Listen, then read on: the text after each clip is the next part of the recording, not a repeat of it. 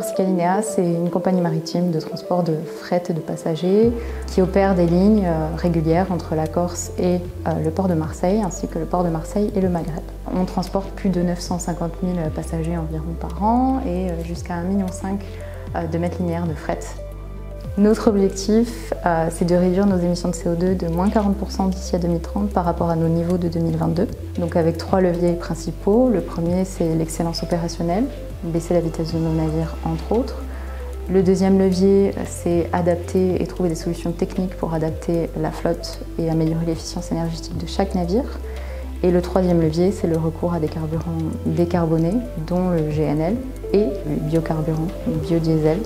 C'est déjà en cours sur une bonne partie de la flotte. On était la première dans le port de Marseille à mettre en place toute la logistique associée. Et on continuera sur la flotte à mettre en place ce biodiesel.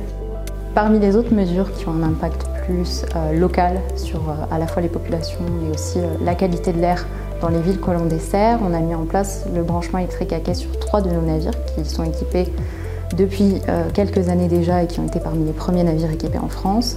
Et on continue à déployer cette solution avec 2 nouveaux navires sur la flotte qui seront équipés d'ici la saison prochaine.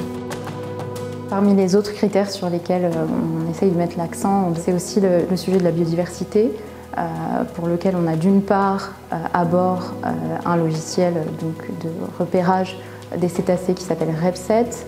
C'est un logiciel qui récupère toutes les infos qui ont été déclarées par les navires et qui permet de situer un cétacé sur une route et derrière de prendre des actions en fonction, c'est-à-dire éventuellement dévier la route. Le nombre d'observations réalisées par nos marins à bord des bateaux de Corsica Linea représente environ 300 observations en 2023, ce qui en fait une des premières compagnies à déclarer des observations.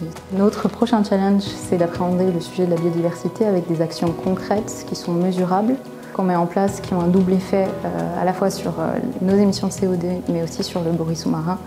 On a des solutions de type technique sur nos hélices qui vont permettre de réduire le bruit sous-marin avec l'installation du ProMass Light. C'est une solution qu'on teste et sur laquelle on aimerait avoir des indicateurs qui nous permettront de manière certaine de réduire notre impact sur la faune. Green Marine Europe apporte un cadre, des objectifs concrets, clair. Green Marine Europe a notamment récemment revu la façon dont on comptabilise nos émissions de CO2 pour à la fois s'adapter aux critères réglementaires mais aussi s'adapter à la façon dont les armateurs comptabilisent ces performances. Ça donne un cadre communément accepté par à la fois armateurs, législateurs, associations, parties prenantes globales de l'industrie maritime. Le plus gros challenge, c'est d'embarquer tout le monde vers un objectif commun, d'embarquer l'ensemble des marins, d'embarquer l'ensemble des collaborateurs. On voit bien que les choses sont en train de changer, le sujet est pris en main à la fois par les bords, par les commandants. Suivre un référentiel Green Marine Europe permet de se challenger sur tous les critères qui ont été mis en place par le label, d'aller plus loin et d'avoir une sorte de feuille de route, notamment sur des sujets qui n'ont pas été légiférés jusqu'ici. Ça permet d'aller vraiment plus loin, de mettre en place une culture dans l'entreprise qui prenne en compte l'empreinte environnementale d'une compagnie maritime dans son ensemble.